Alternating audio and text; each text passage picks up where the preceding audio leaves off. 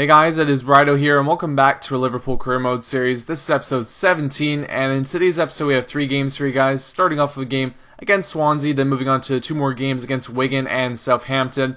So an easy 3 games for us, hopefully 9 points as well. And with the positioning that we are in the table, this is a great opportunity overall for us to keep our position and possibly gain a little bit on Chelsea at the top of the table. With that said, though, I just want to talk a little bit about live commentary that I did in the last episode. I've gotten pretty good response from you guys, which is great to see. So for the future, what I'll be doing is I'll be doing live commentaries for big games. Let's say we have an important game where we have maybe the end of the season where we could potentially make the Champions League or make some sort of big occasion, maybe a cup final or big Champions League games or whatever it comes in the future. I'm going to be doing those games, even maybe an international one or two when we have something on the line for us. So I'll try and do them, from time to time. I won't do it too much because I don't want the series to be slowed down by that, because the games that I do, it still takes me around the same amount of time to put it up and whatnot. A little bit less time, but overall, it will slow down the series, and I like to keep the pace of, doing 3 games every day, hopefully, and then sometimes every other day if I'm being busier than usual. So with that said, I'm going to try and do that, and hopefully you guys will like that. And I'll do it on important occasions, not every day and whatnot. It'll just be on stuff that I feel like it would be a benefit if you guys heard me playing it live, because then in that case you can see the real raw emotion. Because I get up for those games definitely, because when I play a game like this, especially after a big cup final like that, it's harder to play in a way. Like, I know it sounds funny, but I played that game, we just lost it, and my emotions, even though just playing a game and whatnot, and still, invested in the series, invested in doing well, invested in posting them up for you guys. It was kind of one of those things where I played the game, we had a great, overall game, but we just lost it. And moving on to a game against Swansea, I was a little bit angry. I wasn't playing the best, football that I could be playing. I was really just trying to rush it up, try and get as many chances as I could. And that led to a low possession rate, really overall low chances as well, and giving Swansea a little bit too much space and a little bit too much time with the ball, which you could see gave them the first goal there of the game. We were able to get one back, but still they were in a lot of control of this game, which isn't a good thing. And you can see giving opportunities like this away is something that you really shouldn't be happening. And it was one of those things, like I said, that it was a situation where I felt like, okay, after my Chelsea game, I went into these ones, not immediately, but I went into them quite quickly afterwards and was just kind of riding the rage, if you want to call it that, and probably could have benefited from just taking, a little bit a step back, even though I try and get these up as quick as I can. Maybe taking a little bit of a step back might have been a good thing, and then I would have been like, okay, we're still, focusing on the league here. We have a chance to get the league title and whatnot. So it's one of those things that in this game I just kind of, I don't know, with the Wigan game I did a little bit better, but for the Swansea game it was a little bit more of a wake-up call by the end of it, because I was really getting a lot of opportunities against us, not really a lot of opportunities for us. And as you can see in the 90th minute here, they get one more opportunity, and it's a deadly one as the Guzman just kind of does a little spin and shoot there. Both their goals really weren't that great of goals, but they still went in the net, and we still paid for it. No 90-minute heroics for us this time either, as we give the ball away right there. And the clock winds down with one more opportunity. We're passing the ball around here, and we pass it actually out of the zone that the referee likes to keep it in. So he blows the whistle there. And that's the end of the game. So we actually lose at home to Swansea, and that's a 3 points drop, 3 crucial points for us. Luckily, the one positive out of this was the fact that the other teams actually didn't do that great that were around us as well. So we didn't really drop major amount of points, but it could have been a great opportunity for us to gain some points. And with that said, we didn't really, and like I said as well, it was a little bit of a disappointment in where we only got no points from that game. We actually lost it overall. So moving on here, you can see that we get the national squad submission deadline for Denmark. We have a couple games coming up in the next episode, playing against Turkey and Finland. So I'll get that squad update, for you guys at the beginning of the next episode. You guys can see who we're choosing for our 2 games with Denmark. I'm kind of excited to play that because, right now with Liverpool, we're out of the cup competitions. We have no other competitions except for the league. So it'll be a nice little break. And, we're pretty much out of it at this point, but it'll be kind of fun, trying to see if we can just squeeze our way into the top 2 of those standings. We'll move back into this episode, though, with our second game that we have for this one. That's against Wigan, so a team that we actually had some trouble playing against earlier on this season at home, and hopefully we're going to get a better result away from home in this one. Still, though, we're starting kind of a weaker lineup. Not extremely weak, but still kind of some players in there that you wouldn't expect being starters, and the reason for that still is because we're, kind of still recovering from the fact that we had quite a few games back to back to back.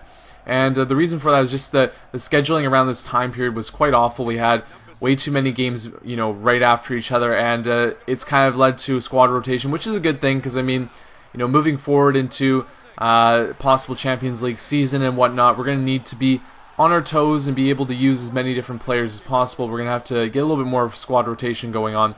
I know you guys have been asking for Suso and whatnot, and Danny Pacheco as well, but I've just been trying to use the best players at my disposal at this point. It's getting closer to the end of the season, and you can see right here that we just weren't having the bbest game overall, and the Swansea game wasn't that great either. I went into the Wigan game, and I said to myself, I really wanted to use the best possible players that I could, just because I don't want to drop points at this point. We're really right now, dropping points is not in the category that we want to be in, because at this time we only have around 10 games left in the season.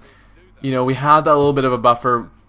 We obviously are trying to shoot for the league title, but at the same time too, being realistic, we're in a spot right now where we have about maybe a game or two in hand points-wise against other teams for the Champions League spots, and that's a great place to be at, so we want to continue to use that. So here in the 70th minute, though, we get an opportunity, and quite greasy, quite sweaty, whatever you want to call it, that is a goal nonetheless, and we'll take it at that point. Like I said, it was a tough game, and I came up to the opportunity. I thought for a second, should I just take the shot? And I'm like, no, we need this goal, we need this, we need the point if we can get it. I really was trying to push to get the second point from this game, but Wigan had actually a pretty good game overall, and I still was just not in the right mindset for this one either. I did have a better game, I felt, overall compared to the Southampton, or sorry, for the Swansea one, but at the same time too, you can see the shots were in Wigan's favor, and our play was coming off the rush, which is not what we've really found success with this season. So we get one more opportunity here in the 90th minute to see if we can create an opportunity for ourselves with the clock winding down. Bring in Henderson there, who tries to pass it in there. Shaheen moves it over to Sadie, and he takes the shot just wide, unfortunately, and that's the whistle there, so we get a draw out of this one. So the past two games, only 1 point out of them, and drop points everywhere. And not the best feeling overall, because like I said, we have that cushion, and that cushion is slipping away a little bit in this episode, so I apologize for the bad episode as well. Obviously, it's always good to see your team win, always good to see the side do well, but this is the rough patch for us in the season, to say the least. But the one bonus of this was that at the end of this, we got to see the scouting report for a 3-star scout, and as you can see, we went to Spain to scout some players, and not the best results. I think that that's kind of expected in the fact that we're only scouting for 3-star scout, but I kept a couple of them around just to see how they do, and obviously we're gonna hope to see that we get a better player in from the scouting report in the next month's scouting report. So with that said, though, we move forward to the last game of this episode. That's against Southampton. For this one, I actually took a break. Like I said, was riding the rage a little bit with the last two games. I decided, this isn't going good. We've lost, we lost one game and we drew the other against teams that we really should be beating. I decided to take a break just so that, when I went into this game, I was a little bit more fresher of mind and could just play the ideals that have actually got us wins in the past, which I put into this game, and you can see from the highlights that we did have a better game overall away from home.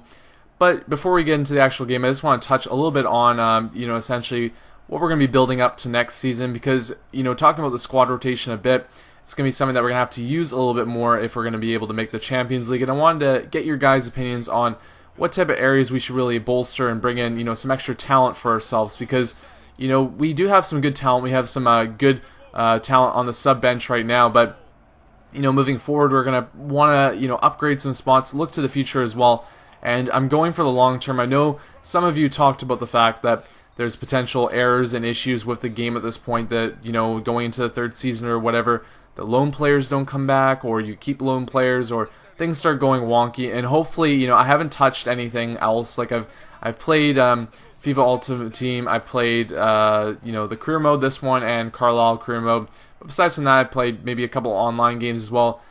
Nothing other than that. I haven't done any game faces or anything like that, so hopefully my save is completely fine.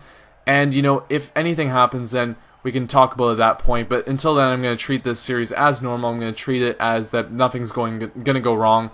and we can change that opinion obviously if anything does.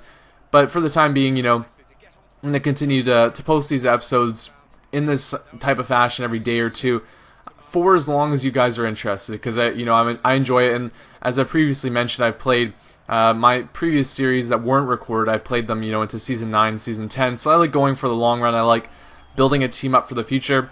And you know, if we do make the Champions League this season, then we're gonna have some money to spend in the off season, and we're gonna have an opportunity as well to, you know, bolster our lineup, look to the future, look at our, you know, squad, see guys like Steven Gerrard that I'm not gonna sell. I want to keep him around. I want him to retire as a Liverpool player, but you know, start ushering in someone else possibly to play his role more often, make him more of a squad rotation guy. I think he's still in that position that he is our, you know, our first team player, and definitely deserves the role as he makes a great impact for us. But you know, continuing into the future, I've heard names thrown around for a center attacking mid role, and just kind of, you know, thinking about that, or possibly thinking about, I think the formation that we do, I might be more interested in possibly having holding midfielders than the 4-3-3 type of setup that we have right now. Because with a little bit of a diabolical defending, sometimes it seems like it would be, you know, of a better help to us if we actually had a holding midfielder to just kind of control the play a little bit more and keep us from giving up opportunities as much as we do sometimes. So, you know, I want to throw it out there obviously, because it's a little ways away, and we're going to continue just to focus on the season. But as it comes up, I want you guys to have your opinions on who to bring in and what we should do for the future. Here in the 84th minute, we get our third goal of the game as Deulofeu there gets a nice goal for us. It was a little bit of a chip one, and I haven't scored a chip this season, so it was nice to get one of those in. And it was a confident goal as well, as it was off the rush play. And yeah, overall pretty happy with this game. As I kind of said, I took the time to relax on it overall, not go in right away. And you can see that we got plenty of opportunities. Could have had maybe a 5-0 game or something like that. But in the end, we finished it up with a 3-0 win. And that's definitely a positive. You know, kind of obviously dropping the points in this episode wasn't the best thing, but finishing up positively was at least a good point to go from. With that said, though, guys, that's the end of this episode. I'm going to leave you guys with the standings, and I'm also going to leave you guys with the other league standings as well, so you guys can see what's going on around the world of football. Hope you guys enjoyed this episode, and I'll be back with another one later today, going on to the international football break that we have, and we'll play our 2 games with Denmark against Finland and Turkey. Thanks, guys, for watching, and I hope you enjoyed. Now let's see what effect that's had on the league standings. At the top of the table remain Chelsea with 66 points, with a game in hand on the team below. In second, Liverpool with 63 points. In third, Manchester United with 60 points, with a game in hand on the team above. In fourth, Tottenham Hotspur with 57 points. In fifth, Arsenal with 57 points, with a game in hand on the team above. In sixth, Manchester City with 56 points. In seventh, Newcastle United with 46 points, with a game in hand on the team above. In eighth, Everton with 43 points. Bottom of the table, West Bromwich Albion with 10 points. And then reading up the table, second bottom, Southampton with 12 points. Third bottom, Reading with 13 points, but only behind on goal difference. Fourth bottom, Norwich City with 13 points. Fifth bottom, Stoke City with 27 points.